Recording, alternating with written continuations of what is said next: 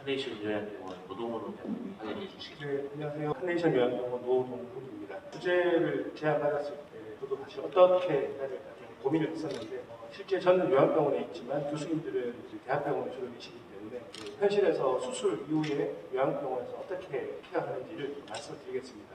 요양병원 현실상 의료적인 처치가 들어가기보다는 환자들이 이제 웰빙 할 수 있도록 마음 편히 지낼 수 있도록 그렇게 하고 있습니다. 암은 이제 세포가 많이 증식되는 거고요. 위험 요인이 많지만 지금은 노화, 나이가 가장 위험한 인자라고 하더라고요. 평균 수명까지 살게 되면 3명 중에 1명은 암에 걸리게 됩니다. 예전에 암이라고 하면 걸리면 죽는 질병으로 생각을 했잖아요. 요즘은 치료법이 훨씬 많이 좋아져서 약을 먹으면서 표적 치료나 면역 치료 같은 경우에 약을 먹으면서 혈압 감소처럼 그렇게 잘 지내더라고요. 그리고 암의 치료 원칙은 조기에 발견해서 수술로 재가능하게 하는 것입니다.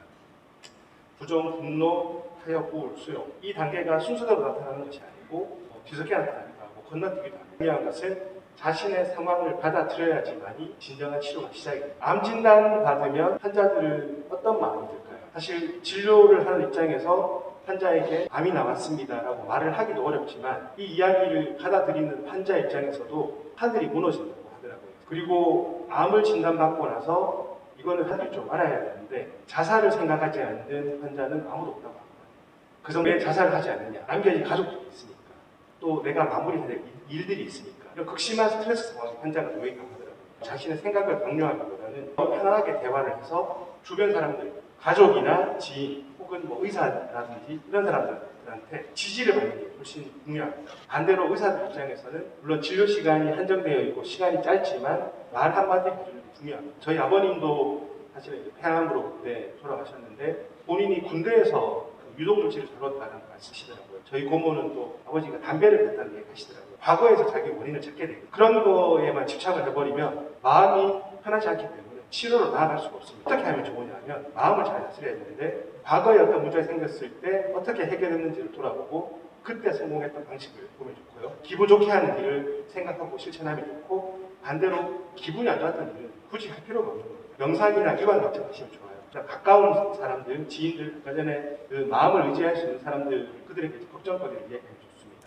그래서 스트레스 관리가 사실 가장 중요하다. 개구충제 사건 많이 들어보셨죠? 그 개그맨 김철민 씨가 자기가 이제 개구충제를 먹는다고 해서 그 구충제가 전국적으로 동의하는 걸로 알고 있습니다. 근데 이 이야기가 처음 나왔던 미국이나 영국에서는 전혀 이슈가 되지가 않았거든요. 근데 국내는 이게 이슈가 되었어요. 특히 항암 화학 치료에 대한 부작용 말씀하셨는데 항암제 부작용이 환자들이 너무 환자를 돌봐줄 수 있는 타입 시스템이 없습니다. 호스피스 완화 의료는 실제 필요한 곳은 10% 정도밖에 없다고 하고요. 과거에도 아마 인진수, 홍황버섯, 아가리쿠스 버섯, 동충하초 다 들어보셨죠? 최근에 유행했던 게 개구충제였거든요. 그러면은 의사 입장에서는 이거를 생각해야 됩니다. 내가 암에 걸렸는데 개구충제가 효과가 있다라고 하면은 나는 먹을 것인가를 고민해봐야 돼요. 우리는 이성적으로는 안 먹겠다라고 생각을 하지만 사람인지라 마음이 흔들릴 수가 있거든요. 그리고 암 환자들은 지푸라기라도 잡고 싶은 심정이 있습니다. 요즘은 예전보다 많이 줄어들었겠지만 대학에서 암 진단 받으면 이거 먹으면 좋다고 한 달에 1,000만 원, 1,500만 원씩 돈을 받고 그렇게 팔았다고 하더라고요. 암 환자들은 정말 지푸라기라도 잡고 싶은 심정으로 그렇게 현혹이 되었다고 합니다. 처음에 김철민 씨가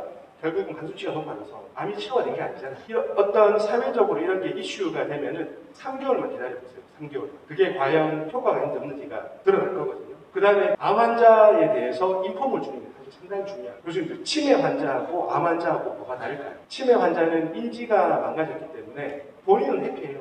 내가 벽에 똥을 칠하고 가스레인지 불을 켜놓고 냄비를 다 태워도 본인은 모르거든요. 그러면 가족들이 많이 힘들어집니다. 근데 암 환자는 암을 진단받는 순간 암을 알면서 진단받는 사람은 아무도 없어요. 근데 진단을 받는 순간 대부분의 사람들이 자기 암에 대해서 공부를 많이 합니다. 그리고 대한민국 의료 현실에서 의사가 환자와 이렇게 오래 얘기할 수 있는 시간은 없지만 충분히 정보를 주고 환자가 어떤 선택을 할 것인지 기대 여명이라든지 건강 상태라든지 여러 가지 것들을 감안해서 치료를 접근하는 게 좋을 것 같습니다. 3가지 표준 치료라고 하죠. 수술, 방사선, 항암 치료를 하는데 표준 치료를 잘하면 1기 정도의 조기암은 75% 정도의 완치를 보인다고 합니다. 1기는 거의 95%를 이야기하고 2기가 75%를 이야기하는데 암 환자들 심리는 그렇습니다. 내가 조금만 빨리 진단을 받아서 1기에 진단을 받았더라. 이 3가지 표준 치료를 해서 95%의 생존 가능성이 있는데 내가 2기에 진단되었기 때문에 생존 확률이 20%가 떨어졌다라고 그렇게 절망한다고 하더라고요. 과거에는 암 진단이 사형선고가 같았지만 지금은 암과 함께 살아갑니다. 폐암 같은 경우에도 약을 하나씩만 먹으면서 우리가 혈압 당뇨약 먹듯이 그렇게 살아간다.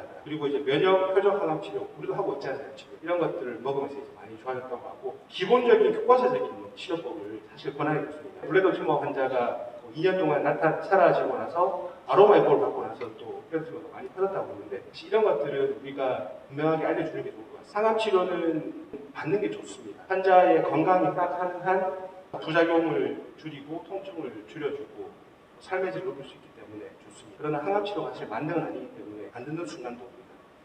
부작용을 모르고 병하면 환자가 많이 힘들어하거든요. 환자도 자신의 암에 대해서 공부를 많이 배우기 때문에 이러이러한 부작용이 올 수 있다라는 것들을 미리 알려주면 환자가 좀 대처하기 쉽다고 합니다. 과거 항암제 부작용 다 나와 있죠.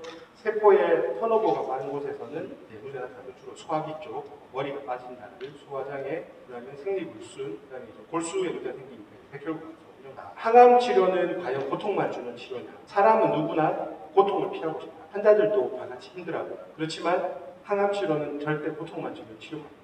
환자의 건강이 허락하는 한 항암 치료는 받는 게 좋습니다. 그리고 암에 대해서 공부를 해야지 주변에 잘못된 정보를 걸러낸다고 했잖아요. 동아대학교 김태호 교수님이 말씀하셨지만 방광암에 걸렸는데 아로마 치료가 방광암을 낫게 해준다는 이야기는 어디에도 없습니다. 그분은 정말 지푸라기라도 짚고 싶은 간절한 마음으로 아마 매달렸을 것 같습니다. 그 환자분이 이런 것을 공부를 했다면 그렇게 세우지는 않았습니다. 항암 치료는 언제까지 하느냐? 개인마다 다른 것 같아요. 수술하기 전에도 환자의 수술 전의 상태를 이야기를 했었는데 항암 치료를 열심히 해서 암은 치료가 됐습니다.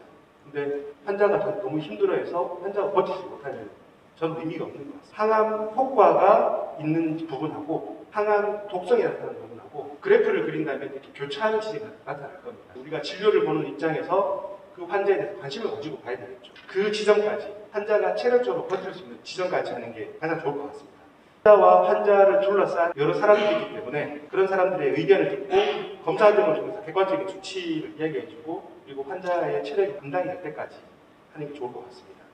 표적 항암제, 암세포만 이제 표적으로 공격을 하는 치료죠. 면역 항암제 더욱더 많습니다. 근데 면역 항암제는 20% 정도의 환자만 효과가 있다고 하더라고요. 근데 20% 정도 효과 있는 분들은 한번 치료를 하고 나면 극적으로 치료가 되어서 잘 진행된다고 하더라고요. 면역 치료 같은 경우에는 한번 치료가 되면 효과가 오랫동안 유지가 되는데 세포 독성 항암 치료는 다시 성장하고 예상이 생기거든요. 그래서 기존의 환자들이 항암 치료를 받지 않겠다고 했던 이유가 기존 치료제의 부작용이 너무 심했기 때문에 새로운 치료제는 효과는 좋지만 비용이 비싸고 실제로 또 이렇게 건강보험 수가 적용이 어렵기 때문에 중요한 건 건강입니다. 고2 때 3년차 때로 제가 기억이 나는데 프로스테이트 캔서 수술을 같이 했거든요. 오픈으로 저희 했었는데 어떤 환자는 빨리 통증도 적었고 빨리 회복을 해서 빨리 퇴원을 했었는데 다른 환자는 시간이 좀 더 오래 걸리더라고요. 제가 그 차이를 보니까 환자의 치아 상태가 가장 중요했더라고요. 수술하기 전에 그 환자의 기본적인 체력이나 건강 상태가 중요했겠지만 치아가 있는 분들은 식사를 잘 하시니까 잘 해결될 게 아닌가 생각해요. 가장 중요한 게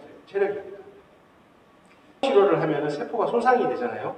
이 세포 손상을 복구하기 위해서 영양분이 필요하죠. 항암 치료를 해서 환자가 초기에 체중이 감소되는 정도를 보면은 환자의 예후를 예측할 수 있습니다.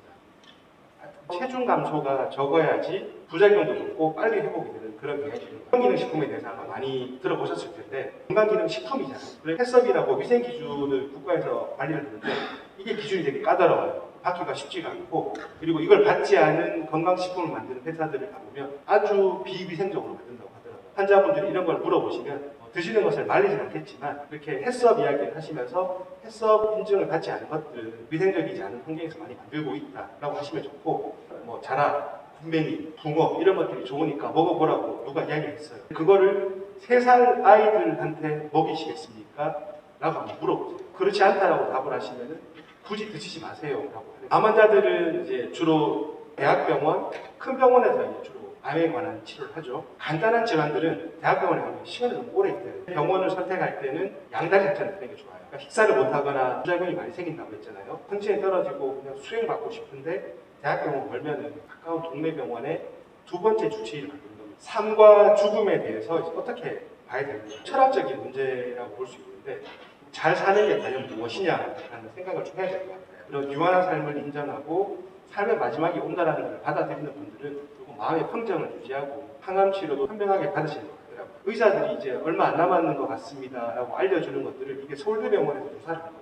평균 이제 치료를 중지하고 1개월 정도 뒤에 환자분이 돌아가신다고 하더라고요. 서울대병원의 교수님들을 상대로 본인이 이런 상황이 생기면 생을 마감하는데 6개월 정도가 필요하다라는 얘기를 했다 하더라고요. 이런 부분들은 우리가 생각을 해야 될 것 같고, 실제로 항암 치료를 잘 해줘서 고맙다라고 인사를 하는 것보다, 물론 이런 분들도 많이 계시지만 미리 삶을 정리할 수 있도록 인폼을 주는 겁니다. 그래서 체력이 바탕이 되시고 환자분을 감싸고 있는 주변 환경들이나 가족들의 지지나 격려가 많이 있으니까 함께 시간을 보내서 환자분의 생을 정리할 수 있도록 도와드려라라고 하니까 가족과 함께 여행에 와서 고마웠다라는 말을 훨씬 더 많이 들었다고 하더라고요. 물론 우리는 의사이기 때문에 질병에 대한 치료가 가장 중요하지만 그와 함께 봐야 될 것이 저는 사람이라고 생각합니다. 암 치료를 아무리 잘하더라도 조금만 더 치료하면 암이 끝날 것 같아요.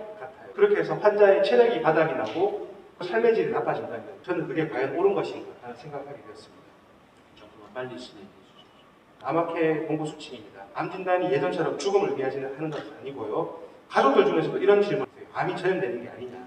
절대 전염되지 않으니까 안심하시면 되고요. 암 환자가 겪는 심리적인 상태를 이해하시면 좋고, 가족들 중에서 죄책감을 느끼시는 분들이 있어요. 내가 뭘 잘못했기 때문에 이분이 암에 걸린 게 아닌가. 죄책감을 가지기보다는 오히려 환자를 격려하고 지지해 주는 게 더 좋습니다. 자, 공부를 충분히 해서 담당 의료진에게 물어볼 것이고요. 우리는 충실하게 대답해주면 좋을 것 같습니다. 암 지식을 공부를 해요. 가족 중에서 그냥 의사결정으로 분분한 경우가 많은데, 우리가 뭐 이런 서포티브 케어도 굉장히 중요한 것을 잘 생각해서 우리가 환자 올때 도움이 됐으면 좋겠습니다. 그런 질문이나 코멘트 있으십니까? 너무 어려운 주제를 드렸는데 잘 정리해 주시고 감사합니다. 예, 점심 시간도 되고 배도 고프고 그래서 정시 끝냈습니다. 수고하셨습니다.